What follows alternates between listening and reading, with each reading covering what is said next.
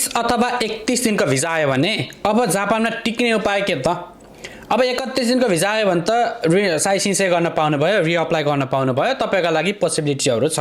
तर नाइयो नै नमिलेको कारणले 30 दिनको भिजा आउने केसहरू पनि हुन्छ नि त। यस्तो अवस्थामा चाहिँ अब कुम्लै बोक्नुपर्ने हो या अरू कुनै विकल्पहरू छन् त? यसको बारेमा थोरै बुझौँ है त। 30 दिनको भिजा आइसकेपछि सम्म विकल्पहरू छ भनेर चाहिँ नसोचौँ है, ढोका बन्द भयो भनेर सोचौँ। तर 30 दिनको भिजा आउनुको मुख्य कारण के हो, रिजन के हो, त्यो चाहिँ हामीले चाहिँ चेकआउट गर्नुपर्ने हुन्छ।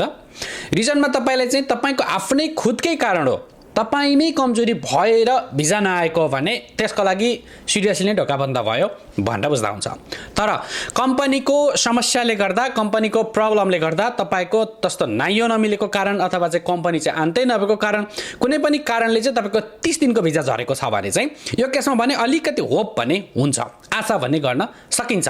कसरी भन्दाखेरि चाहिँ तपाईँ जब 30 दिनको सिक्कोको जुम्बे भिजा दिन्छ, तपाईँ सम्म त्योभन्दा पहिले चाहिँ तपाईँसँग अरू कम्पनीहरूमा नाइते छ कि छैन त, त्यो कुराले एकदमै ठुलो रोल खेल्छ है।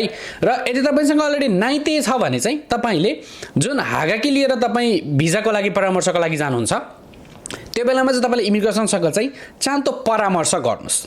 मलाई चाहिँ एउटा अप्सन दे, मलाई चाहिँ एउटा चान्स दे, मसँग अलरेडी अर्को कम्पनी यो छ, म त्यो कम्पनीबाट चाहिँ साइसिन्से गर्न चाहन्छु, मलाई चाहिँ 31 दिनको भिजा दे, म साइसिन्से गर्छु भन्नुहोस्। र 31 दिनको भिजा दियो भने तपाईँले त्यहाँबाट साइसिन्से गर्न पाउनुहुन्छ।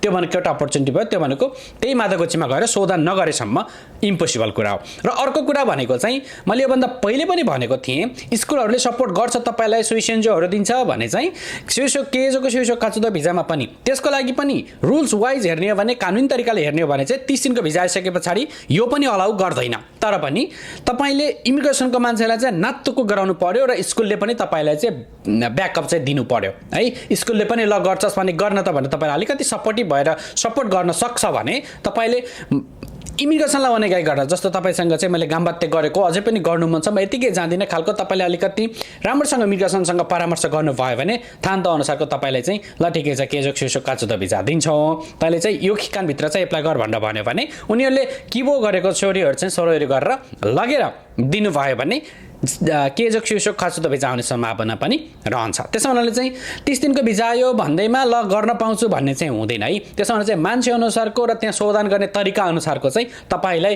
के गर्ने भनेर इमिग्रेसनले त्यही अन द स्पोट हान्दान गर्न सक्छ। त्यसो हुनाले चाहिँ 31 दिनको भिजा आयो भने चाहिँ अलरेडी चान्स छ भनेर बुझ्दा भयो। 30 दिनको भिजा आयो भने चाहिँ आफूमा भर पर्छ भनेर चाहिँ अलिकति हुनु होला। नर्मली 30 दिनको भिजा आएपछि एम्सले भनेको थियो हुन्छ र भन्ने तरिकाले चाहिँ नसोच्नु होला है। नर्मली इमिग्रेसनले गरिरहेको एक्टिभिटिजहरू चाहिँ यस्तै छ।